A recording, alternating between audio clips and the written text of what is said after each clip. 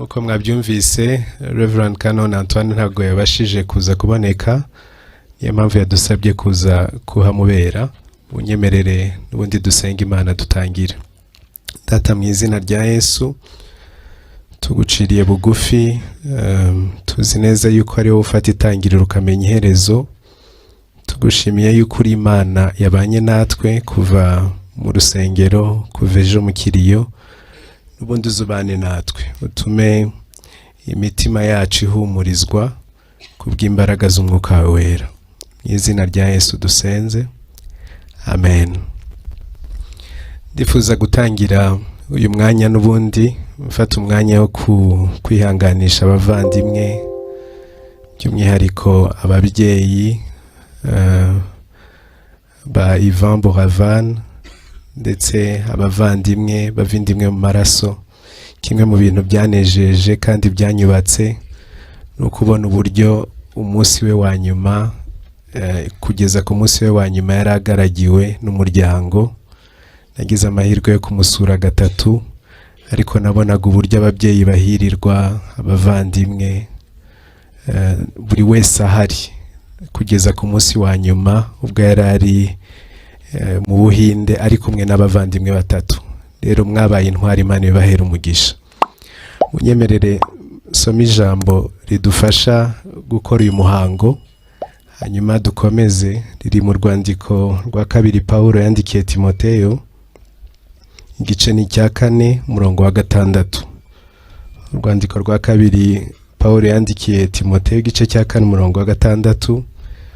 Bibiliya iravuga ngo kuko jyeweho maze kumera nk'ibisukwa ku gicaniro, igihe cyo kugenda kwanjye gisohoye, narwanye intambara nziza, narangije urugendo, narinze ibyo kwizera, ibisigaye mbikiwe ikamba ryo gukiranuka, iry'umwami wacu umucamanza utabera azampa kuri urya munsi, n'abakunze kuzaboneka kwe bose, amen. N'amagambo adasanzwe Imana yahaye Paulo ubwo yandikiraga Timoteyo. Paulo hano ikigaragara yarazi ko agiye gupfa. Urwandiko rwa kabiri yanditse, Paulo yarwanditse abizi neza Bibiliya. Umwami witwa Nero, bavuga ko yari afite uburwayi bwo mu mutwe. Igitondo kimwe yarazindutse aravuga ati reka ntwike umurwa, ntwike umujyi, ndebe uburyo umujyi ushya. Noneho Roma itangiye gushya, ariyemeza aravuga, abantu batangiye kumubwira ko bimeze nabi, byavuzwe umwami ari umusazi, abyegeka ku bakristo. Aravuga ngo abakristo nibo batwitse umujyi. Noneho abivuze baduka mu bakristo barabica. Icyo gihe Paulo nawe yarafunze, bamenya neza yuko cyo gupfa. Nk'uko umuvandimwe wacu Ivan Boravan iminsi ya nyuma bamaze kumenya yuko arwaye pancreatic cancer, yarabizi yuko agiye kwitaba Imana. Yarazi icyari kigomba gukorwa, yarabizi mu mutima. Ikinejeje nuko amagambo abiri ari budufashe. Paulo yavuze ibintu bigera muri 2 nifuza gukoresha. Yaravuze ngo narwanye intambara nziza, narangije urugendo, ibisigaye mbikiwe ikamba. Ndiho ndibaza nti mbese hari ibyiringiro mu rupfu uyu mwanya? Gisubizo hari ibyiringiro mu rupfu. Nibyo nshaka gukura amaha. Ibyiringiro biri mu rupfu bya mbere, urupfu rw'abakiranutsi. Bibiliya ntabwo irwita west, ntabwo irwita ubupfu. Urupfu rw'abakiranutsi Bibiliya ibyita igihe cyo kwambara ikamba. Haleluya. Ni igihe cyo kwambara ikamba, igihe cyo kwambara ikamba. Hano iyi mvugo yarariho arakoresha ni imvugo urebye mu busobanuro, ni igihe umwami yagabye igitero, agafata igihugu, yarangiza kugifata bakaza kumwambika ikamba ryo gutsinda urugamba. Reka mvuge ngo Boravan, nkuko Reverend Antoine Rutayisire, ntabwo Boravan akenyutse, kuko tuvuze ngo arakenyutse na Kristo wapfuye afite imyaka 33 twavuga ngo nawe yarakenyutse. Ahubwo Boravan Imana kuko yari yaramugeneye uyu munsi arangije his life mission. Bibiliya iravuga ngo nuko Dawidi amaze gukora iby'Imana yashakaga mu gihe cye arasinzira. Uyu ni umunsi wo guserebra, umunsi wo kunezererwa yuko ubu Buravani agejeje igihe cye cyo kwambara ikamba. Ndetse Buravani yakoze byinshi mu myaka 27 abantu bafite imyaka 70 wenda bataranakora in his lifetime. Kuko hari umuhanga yigeze kuvuga ngo buriya ngo hari abantu bajya bapfa bafite imyaka 25 bagashyingurwa bafite imyaka 75. Buravani siko byagenze. Ku munsi we wa nyuma naganiriye na Fernand wari uri kumwe nawe, ambwira ikintu cyiza ndumva yanakivuze ku mugoroba. Bamaze kumubwira yuko igihe cye cyo kugenda kigeze, yaravuze ngo musubize icyampa nkasubira i Kigali nkavuga Yesu, icyampa nkajya i Kigali nkavuga Yesu. Why? Iminsi ye ya nyuma yagize umwanya wo gutunganya ubuzima bwe, kwisanisha na Kristo. Nakomeje kwibaza iyo ndirimbo niyo yanjemo, sinzi niba aba artiste bari buze kubona umwanya. Indirimbo nakomeje kumva na Buravani ubwo twamusengeraga arwaye, twese twizeye yuko Imana ibasha kumudukiriza. Yaravugaga ngo kuluma kuluma kuluma kosiya kuluma ndimamele kuluma kosiya. Indirimbo y'ikizuru ivuga ngo vugana n'umutima wanjye, uvugane n'umutima wanjye, nteze ugutwi uvugane n'umutima wanjye. Icyampa abantu turi kumwe hano kubw'uru rupfu rw'uyu muvandimwe Buravani, Imana ikavugana n'umutima wawe. Amen.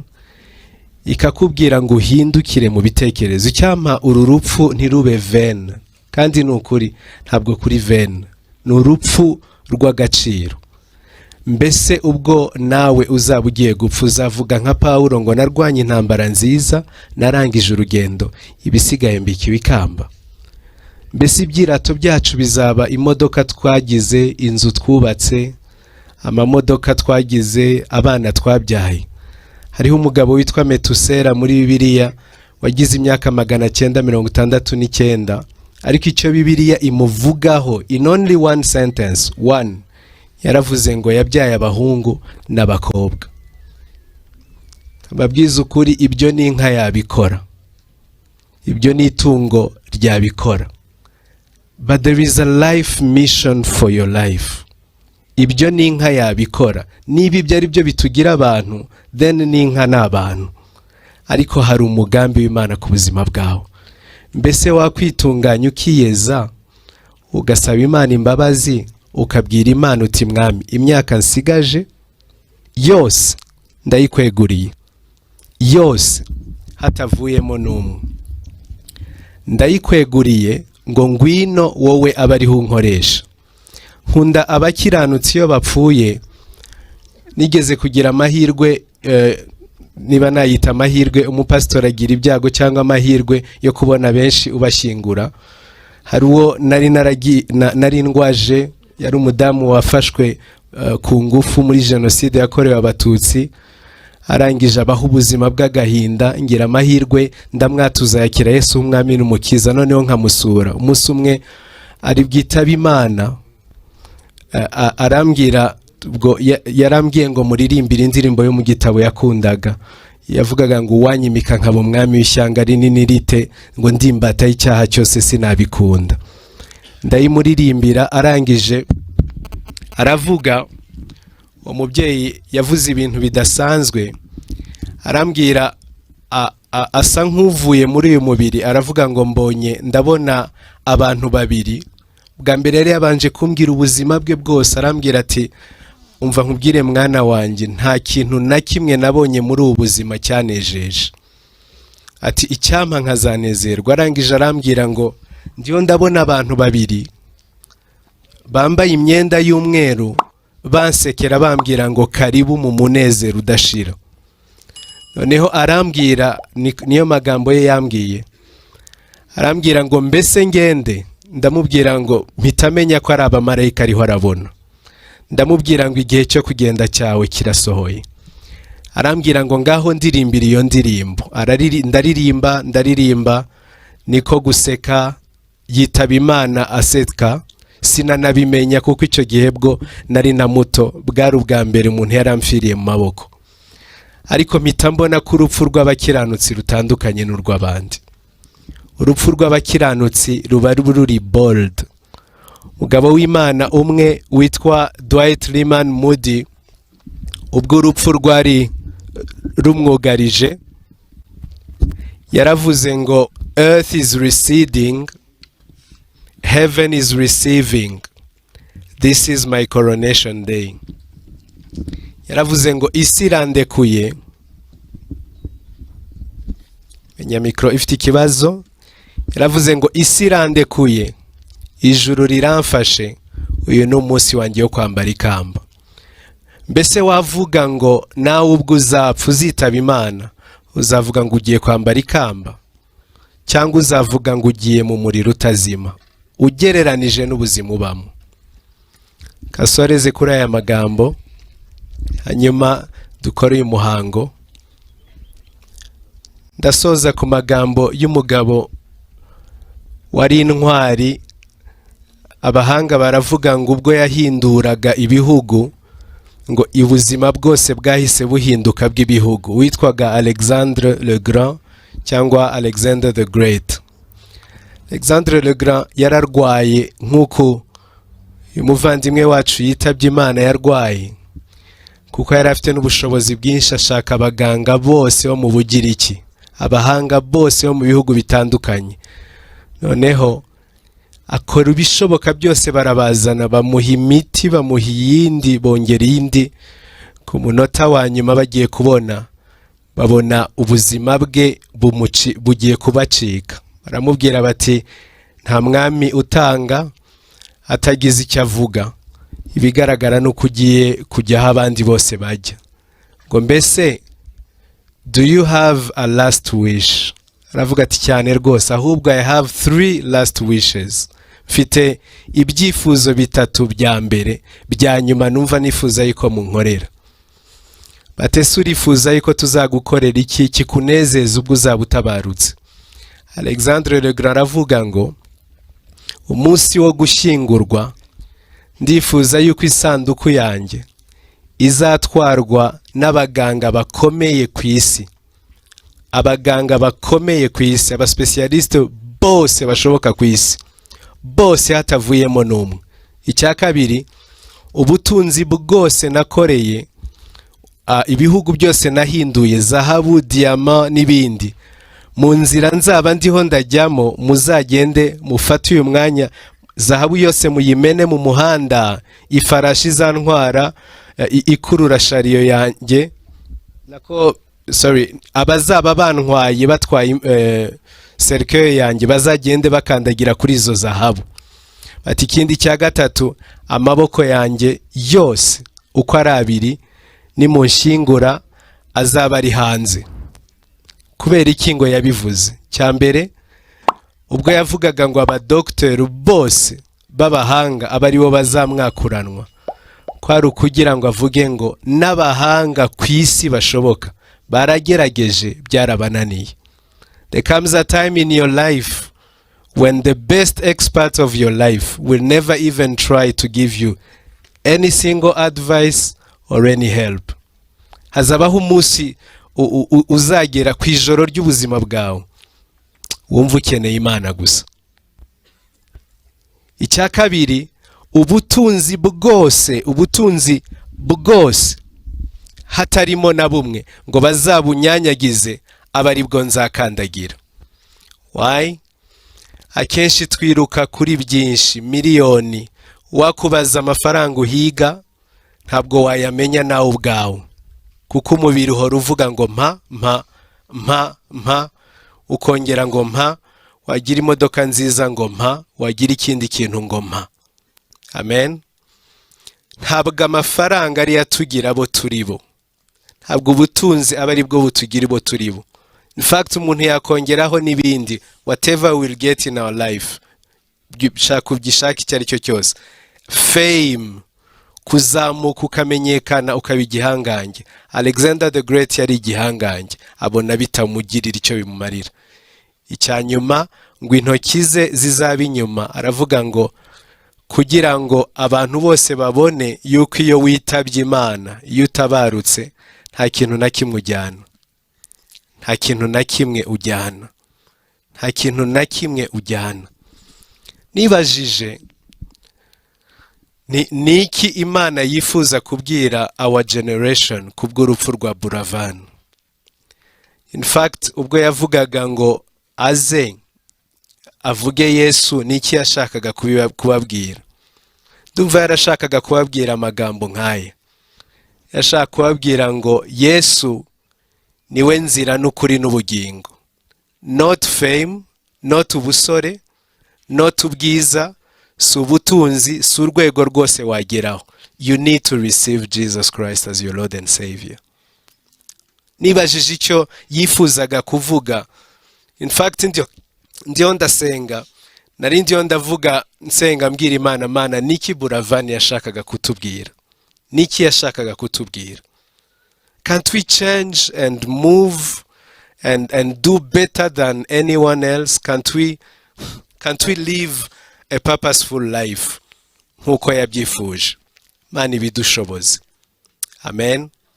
Uyu mwanya ngiye kugusaba twese duse nk'abunamye, ducurike umutwe turebe hasi aho tuzajya. Niturangiza use nk'uwitekerejeho uyu mwanya. Ndifuza yuko ufatanya nanjye iri sengesho nifuza kugusaba. Ubishobora. Bibiliya iravuga ngo twizeze umutima, akanwa kakatura yuko yazutse mu bapfuye. Ibyo bikaduhwanirizwa no gukiranuka. Amen. Munyemerere dusubiremo iri sengesho tuvuge tuti Mwami Yesu, tugushimiye yuko wadupfiriye ku musaraba. Ibyaha byacu bikezwa. Tugusabye imbabazi z'ibyaha byacu. Ibyo twagucumuyeho byose byerezwe mu maraso yawe. Uyu munsi dusezera umuvandimwe wacu Buravan, duhisemo kugukurikira Yesu. Umutima wacu urizeye, akanwa karatura yuko wazutse mu bapfuye. Duha imbaraga zo gukora ibyo ushaka. Duha imbaraga zo guhindura ubuzima bwacu. Twebwe ntitubishoboye, ni wowe ubishoboye. Turasenze Mwami, turakwiyeguriye mu izina ry'Umwami wacu Yesu. Amen. Imana ibahe umugisha. Imana ibahe umugisha cyane. Uyu mwanya mfata uyu mwanya ngiye gusaba ababyeyi ba Ivan Buravan ndetse n'abavandimwe be ndetse n'aho bashatse, abo bashatse baze kunyegera hano imbere dufatanye. Ndongera nanone gusaba umuryango we wa bugufi. Abakabiri nifuza gusaba nuko Ivan Buravan ntabwo yarakiri uwacu gusa, ahubwo Ivan Buravan ni n'uw'igihugu. Haramutse hari abayobozi nabo bari hafi yacu batwemerera bakaza, ndetse na bagenzi be nagiye mbona. Ndifuza nanone communauté y'aba artiste wenda nka babiri batatu baserukira. Wenda nagiye mbona Ruti Joel inshuti ye, andi umuntu muri hangana sindi bumenye n'abandi, ariko mwumve yuko tububashye. Ariko n'abandi abayobozi wenda niba hari ihuriro ry'aba artiste bose bazi guza twegere hano dufatanye uyu muhango. Kabasabe twegere hano imbere.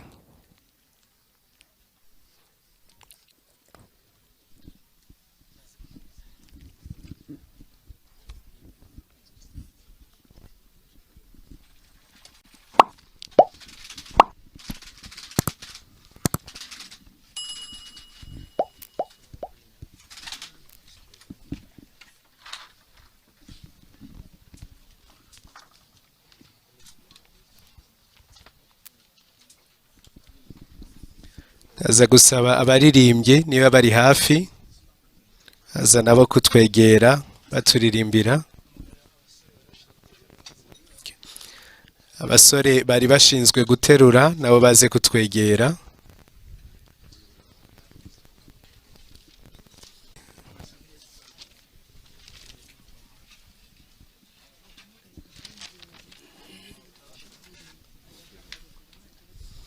Okay.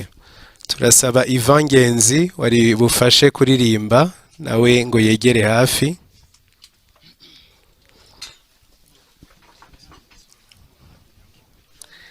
Haleluya.